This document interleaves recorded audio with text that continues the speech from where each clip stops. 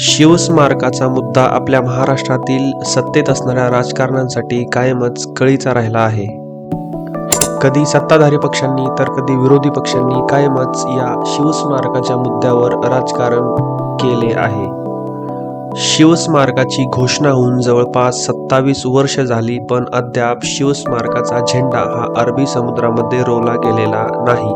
महाराष्ट्र सरकारची गोडधोड या 27 वर्षामध्ये कशी होती आणि काय घडलं या 27 वर्षामध्ये ते पाहू आपण. जून 1996 साली पहिल्यांदा शिवस्मारकाची घोषणा झाली.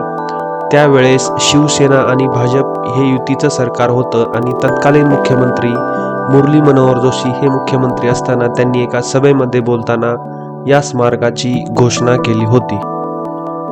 एप्रिल 1999 या वर्षी गोरेगाव फिल्म सिटीची जागा शिवस्मारकासाठी निश्चित करण्यात आली आणि जवळपास 70.77 कोटी खर्च या शिवस्मारकासाठी अपेक्षित होता.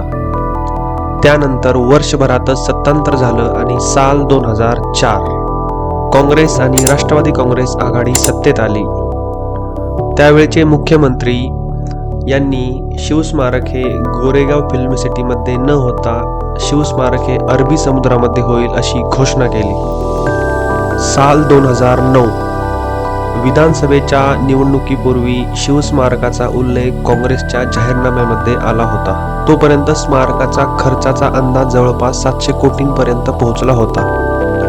साल 2009 ते 2013 मच्छीमारांचा विरोध, पर्यावरण संरक्षण कायद्यात अडकलेल्या परवानग्या आणि उच्च न्यायालयात दाखल झालेल्या याचिका यामध्ये हा प्रोजेक्ट अडकला. साल 2014 पुन्हा एकदा शिवसेना आणि भाजप हे युतीचं सरकार आले आणि देवेंद्र फडणवीस यांनी शिवस्मारक हे पुढील 2 वर्षामध्ये चालू करू असं घोषणा केली आणि त्यासाठी केंद्राकडून जवळपास 22 परमिशनही घेतल्या आणि अखेर तो दिवस जवळ आला ज्या दिवसाची अनेक दिवसांपासून पायाभरणी होत होती.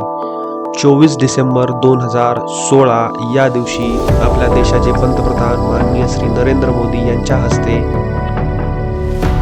मोदींनी अरबी समुद्रामध्ये जात शिवस्मारकाच्या जागेचं जलपूजन केलं आणि हे शिवस्मारक कसं असेल हे पहिल्यांदाच लोकांसमोर आले.